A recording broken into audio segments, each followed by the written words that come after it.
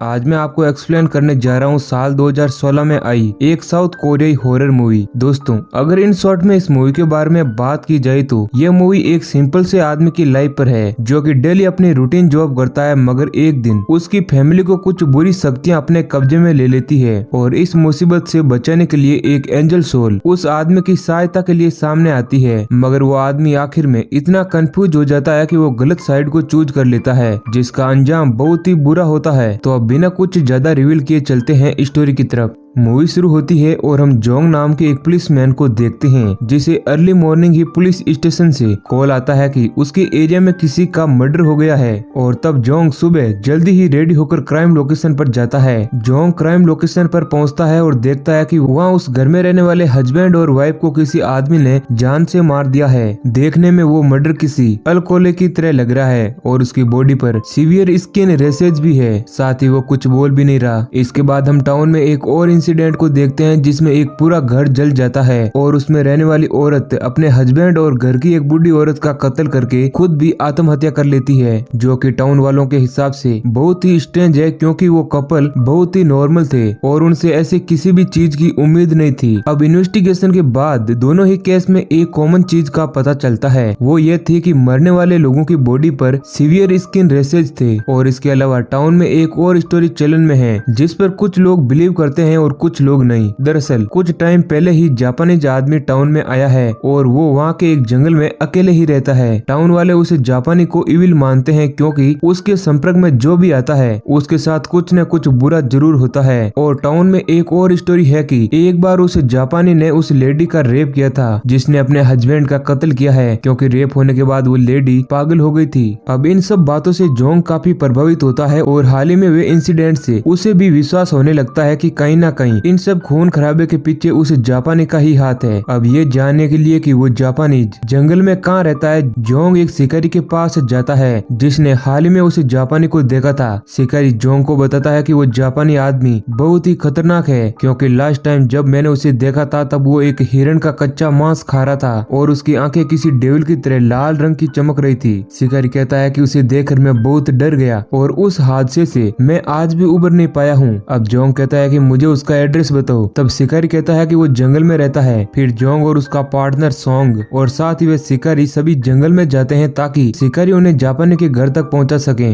मगर जब वो तीनों वहां पहुंचने ही वाले होते हैं कि तभी बीच रास्ते में बहुत ही तेज तूफानी बारिश आ जाती है और शिकारी डरने लगता है क्योंकि उसे ऐसा लगता है कि यह कोई संकेत है और उन लोगों को वहाँ पर नहीं जाना चाहिए। जिसके बाद वे वापस भागने लगता है, मगर थोड़ी ही दूर जाते ही उसके ऊपर बिजली गिर जाती है और वो बहुत ही ज्यादा जख्मी हो जाता है। जोंग और सोंग जल्दी से उसे हॉस्पिटल लेकर जाते हैं और वहाँ पर उसका इलाज करवाते हैं। इस दौरान जोंग देखता है कि वो कातिल जिसने उन हस्बैंड और वाइफ का कत्ल किया था वो बगल वाले रूम में एडमिट है और उसकी कंडीशन बहुत ही ज्यादा खराब है और अब वह उसी टाइम बहुत ही दर्दनाक तरीके से अपना दम तोड़ देता है। ये सब देखकर जोंग और सोंग का मूड खराब हो जाता है और उस रात वो दोनों दबाकर पीते हैं। फिर जब जोंग अपने घर जाता है तो देखता है कि उसकी बेटे की तबीयत काफी खराब है और उसे डरावने सपने आ रहे हैं। फिर अगली सुबह जब ह्योजिन उठती है तो उसके तौर तरीकों में काफी बदलाव आ चुका होता है और अब वो किसी शैतान की तरह बहुत ही ज्यादा खाना खाने लगती है। ये देखकर जोंग की सास कहती है कि मुझे यकीन है कि ह्योजिन के ऊपर किसी बुरे साये का असर है, इसलिए मैंने एक तांत्रिक से बात कर ली है और मैं जल्दी उसे बुलाने वाली हूँ। जोंग भी अपने मदर इन लॉ की बात से सहमत होता है और वो तांत्रिक को बुलाने के लिए राजी हो जाता है। अब क्योंकि बुरे इवेंट्स जोंग की फैमिली तक भी पहुँच गए हैं, इसलिए अब जोंग उस जापानी आदमी से मिलने का प्लान बनाता है और इसके लिए वो अपने साथ सोंग और यांग को ले जाता है। योंग सोंग का भतीजा है जो कि प्रिंस बनने की ट्रेनिंग पर है और उसे बेसिक जापानीज भी आती है। अब वो तीनों उस जंगल में घूमते हुए उस जापानीज के घर पहुंचते हैं और वहाँ पर वो लोग घर की तलाशी लेने लगते हैं क्योंकि उस टाइम वहाँ पर वो जापानी उस घर में मौजूद नहीं होता है। अब छानबीन के दौरान सोंग को घर में एक कमरा मिलता है जिसमें उन सभी लोगों के फोटो है जो कि टाउन में मर चुके हैं और रूम के डेकोरेशन को देखकर लग रहा था कि वहाँ किसी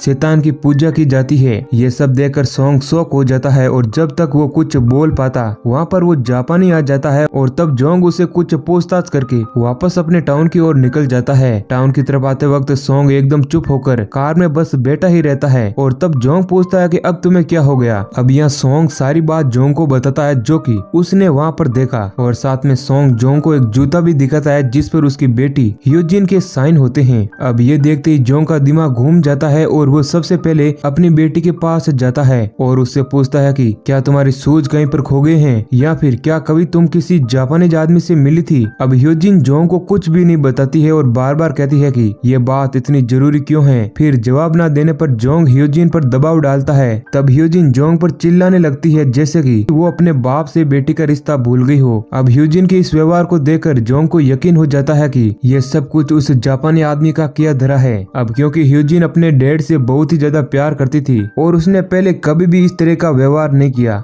अब अगले दिन हम देखते हैं कि जोंग गुस्से में फिर से उस आदमी के पास जाता है और अपने साथ योंग को ले जाता है ताकि वो अपनी बात का ट्रांसलेट करवा सकें। इस बार जोंग वहां जाकर जापानीज आदमी से बहुत ही रूड तरीके से बात करता है और उसे धमकी देते हुए कहता है कि अगर उसने जल्दी अपने बोरिया बिस्तर को यहाँ से नहीं समेटा तो वो उसे मार देगा। अब जापानीज जोंग की बात को बस सुनता ही रहता है और कोई भी रिएक्शन नहीं देता और इस बातचीत के दौरान उस जापानीज का डॉग जोंग पर अटैक कर देता है जिसे जोंग एक कुल्हाड़ी से जान से मार देता है और उस जापानीज से कहता है कि अगर मेरे टाउन में होने वाले हादसे नहीं रुके तो मैं इस कुत्ते की तरह तुम्हारा भी हाल कर दूंगा। ये कहकर जोंग और योंग वहाँ से चले जाते हैं। अब अगली सुबह हम देखते हैं कि जब जोंग उड़ता है तो उसकी बॉडी में कुछ क्रैम्प्स आ जाते हैं और उसकी बॉडी अकड़ जाती है जिसके चलते वो खड़ा नहीं हो पाता। अब उसकी फैमिली के लोग उसे जल्दी से उठाकर हॉस्पिटल ले जाते हैं और ह्यूजिन को वो लोग पड़ोसी के यहाँ छोड़ देते हैं। मगर ये बात जब जोंग को पता चलती है तो वो जल्दी से हॉस्पिटल से घर आता है क्योंकि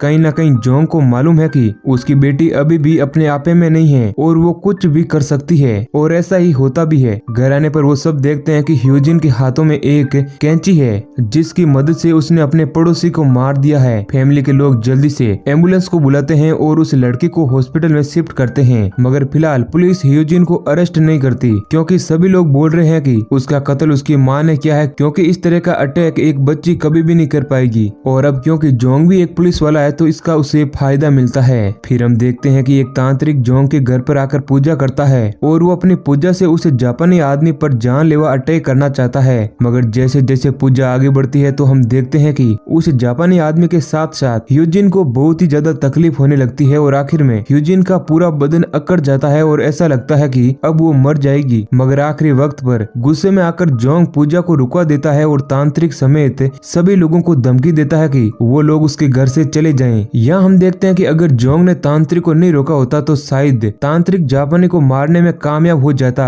मगर इस सीन का दूसरा पहलू यह भी है कि इस पूजा में शायद ह्यूजिन की भी जान चली जाती इसलिए जोंग ने अपनी बेटी को बचाने के लिए इस पूजा को रुकवा दिया। अब जोंग अपने दोस्तों को इकट्ठा करता है और उन्हें मनाता है कि उन सभी लोगों को मिलकर उस जापानी आदमी को जान से मारना होगा वरना ये हादसे इस टाउन में कभी भी नहीं खत्म होने वाले। फिर वो सब लोग अपने साथ कुछ हथियार ले लेते हैं और जंगल में चले जाते हैं ताकि वो उस जापानी आदमी को मार सकें। वहाँ जाने पर वो देखते हैं कि घर में कोई नहीं है। तभी कुछ देर बाद वहाँ एक ज़ॉम्बी जैसा आदमी आता है। ये एक मरा हुआ आदमी है जिसे उस जापानी ने अपनी तांत्रिक शक्तियों से जिंदा किया है और जैसे ही वो ज़ॉम्बी इन सभी लोगों पर अटैक करता है तो वो सभी मिलकर उसे जान से मार देते हैं और साथ ही में वो लोग उस जापानी आदमी को झाड़ियों में देख लेते हैं जो कि छुपकर उन सबको देख रहा था। फिर जोंग और उसके साथी उसे मारने के लिए दौड़ते हैं और जंगल में भागने के दौरान वो सभी लोग काफी ज्यादा जख्मी हो जाते हैं मगर वो अब भी उसे जापानी को नहीं पकड़ पाते और जापानी कहीं जंगल में छुप जाता है। अब निराश होने के बाद जोंग अपने साथियों के साथ वहाँ से निकलता है और अपने टाउन जाने लगता है मगर जोंग के ड्राइव करते वक्त पहाड़ी से वो जापानी आदमी सीधा जोंग की कार के आगे गिरता है और जोंग उसे बहुत ही तेजी से ठोक देता है। अब यहाँ हम उस एंजल लेडी को देखते हैं जो कि जोंग की हेल्प करना चाहती है और असल में उसी ने जापानी को कार के आगे फेंका होता है ताकि जोंग अपने मकसद को अंजाम अंजाम दे सकें। फिर हम देखते हैं कि जोंग अपनी गाड़ी से बाहर निकलता है और देखता है कि आसपास कोई भी गवाह नहीं है, इसलिए वो सब जल्दी से मिलकर उस जापानी को पहाड़ से नीचे फेंक देते हैं और ये सोचकर कि वो मर चुका है। मगर ये उनकी बहुत बड़ी भूल होती है, क्योंकि सबूत मिटाने के चक्कर में वो उस जापानी आदमी की सांसों को ढंग से चेक नहीं कर पाते हैं और उसे जिंदा ही नीचे फेंक देते हैं। अब आगे हम देखते हैं कि कुछ बात करने के लिए वो तांत्रिक जिसने जोंग के घर में पूजा करवाई थी वो जोंग से मिलने आता है, मगर उस तांत्रिक को जोंग के घर के बाहर वही एंजल सोल मिल जाती है और तांत्रिक जैसे ही उसे देखता है तो वो खून की उल्टियां करने लगता है। तब एंजल सोल तांत्रिक को धमकाती है कि वो यहाँ से निकल जाए। फिर हम देखते हैं कि वो तांत्रिक वहाँ से भाग जाता है, मगर वो जोंग को कॉल करके ये कह देता है कि असली शैतान एक लेडी है जो कि व्हाइट ड्रेस में है, ना कि वो जापानी। अब ये बात उस तांत्रिक ने क्या सोचकर कही और उसे ऐसा क्यों लगा, इसकी ज्यादा डिटेल मूवी में नहीं है। अब आगे हम देखते हैं कि ह्यूजिन घर से गायब हो जाती है और जोंग उसे रात में हर तरफ ढूंढने लगता है, मगर वो कहीं भी नहीं मिलती। तभी एक जगह पर जोंग को अंधेरे में वो एंजल लेडी मिलती है जो कि उसकी फैमिली को बचाना चाहती है और वो जोंग से कहती है कि मैंने एक जाल बिछाया है ताकि वो उस शैतान को पकड़ सकें, मगर इस जाल की सफलता के लिए तुम्हें अपने घर तब तक नहीं जाना है जब तक मुर्गा 3 बार चिल्ला नहीं देता। मगर तांत्रिक की बातों में आकर जोंग उस पर विश्वास नहीं करता है और अपने घर चला जाता है, जिसका अंजाम ये होता है कि ह्यूजिन अपनी माँ और ग्रैंड माँ को जान से मार देती है और शैतान अपने मकसद में कामयाब हो जाता है।